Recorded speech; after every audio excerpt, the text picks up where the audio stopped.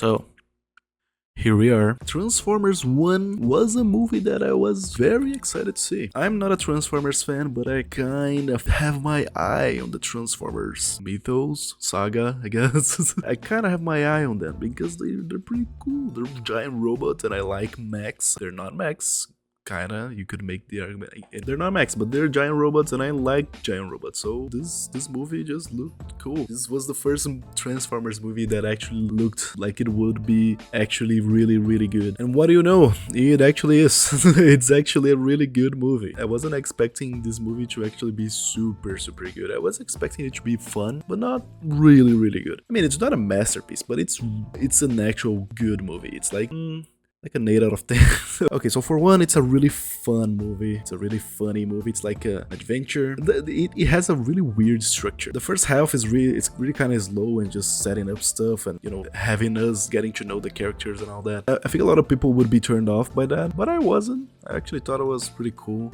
I liked getting to know the two main characters, Optimus Prime and Megatron, even though that's not their names yet. But I mean, I'm not gonna say their real names. Optimus Prime, he's really funny. He's probably the funniest character in the movie. Even though the actual comic relief character is, you know, Bumblebee. That's fine though. I don't think Bumblebee is a bad addition to the cast. He's not a bad character or anything like that. But I didn't care much for him. He's just like a chill guy. He's not annoying, but I didn't care much for him. That's kind of it. I liked him being part of the group, him being part of the main cast of characters, but I didn't care much for him as a character because he doesn't really has a lot going on for him. He's you know, at the beginning he's just kind of introduced as a crazy person, but then later on he's just like a normal, like, quirky guy. He's basically Toad. It's really weird to say this, but Bumblebee in this movie is basically Toad from the Mario movie. Keegan-Michael Key is doing his thing, being the comic relief character, which he usually is. So whenever I saw Bumblebee and his mannerisms, I just thought of Toad. They're basically the same character, I'm not gonna lie. Which is not a bad thing. I like Toad in the Mario movie. Probably the best version of Toad. And this is a good Bumblebee. He's not a quiet guy who speaks through radio like in the Michael Bay movies, which are trash. That's the thing. This movie is a good movie. The Michael Bay movies are not good. Those are not good. I'm sorry if you like them, but I don't. I hate them.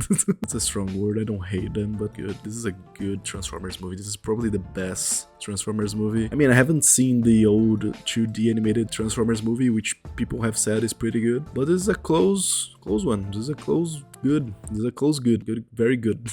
I'll have to watch that one to see if it is good. I feel like this movie really juggles a lot of different ideas and plot points that not all of them go anywhere, but that's also because they're really setting up for sequels, which is fine because I would do want more movies like this because it's a good movie, like I said. My friend said that this is probably gonna be like a trilogy, and by the end of it they're gonna leave Cybertron or something. I don't know Transformers lore.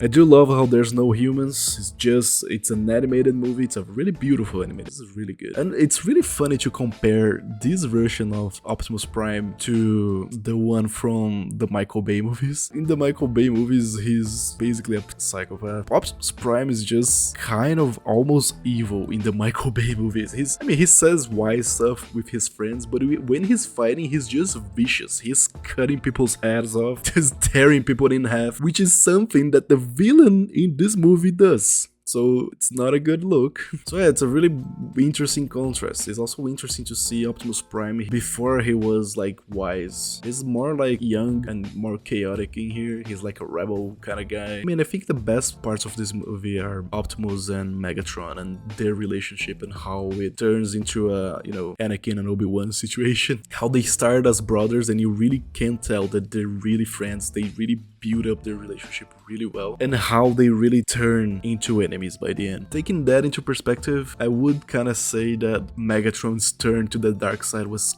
kinda, I don't know, maybe a little bit rushed. Like, you understand why he's doing what he's doing, but he was a really nice guy, and 1 second to the other he becomes vicious. Like, he's really angry, he's really fucked up. Some of the actions he does in the movie are very questionable if you consider what happened before, especially with how he treats Optimus. But still, I think he's probably the best character. I think Megatron is, you know, he's awesome. Really good voice acting all around too. too. I do miss the old Optimus Prime voice actor, Peter Cullen, but Chris Hemsworth is a good replacement as a younger version of the character. I think that works really well. This movie is just really well directed too. Even though the pacing can be a bit off regarding, all the events that happened and many different and random things that kind of happen and they're kind of not all well established. You do buy it, you don't get upset by everything, you go with the flow of the movie because of how entertained you are. So the pacing issues in this case doesn't really bother me. Like I said, it's a really funny movie. I really laughed like a lot of my friends. And the actual good scenes, the actual emotional scenes that really are supposed to hit hard and mess with you,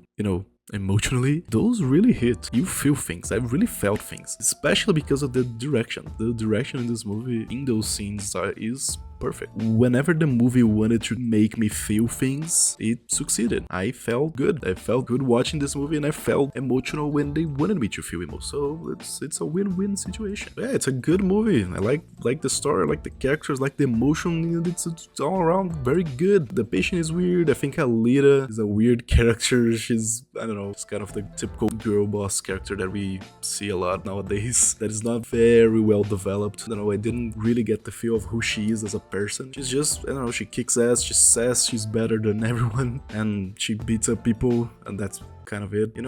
We don't really get to see her be a character that feels, It's kind of sad because I did want to see more of her and see her be more genuine, be more of a well-established character. I'm sure in modern media she's probably fine, I don't know. But in this, kind of found myself wanting more. Yeah, if you don't know if you should watch this movie or not, just go. It's a great movie. I think maybe I'll do a really in-depth breakdown of this movie in the future because it's pretty good. It really should be a blueprint for what they should do with the franchise moving on. Don't do Michael Bay. Stop enough Michael Bay. This is it. This is Transformers. Don't do any more of those things. Do this. This is good. That isn't.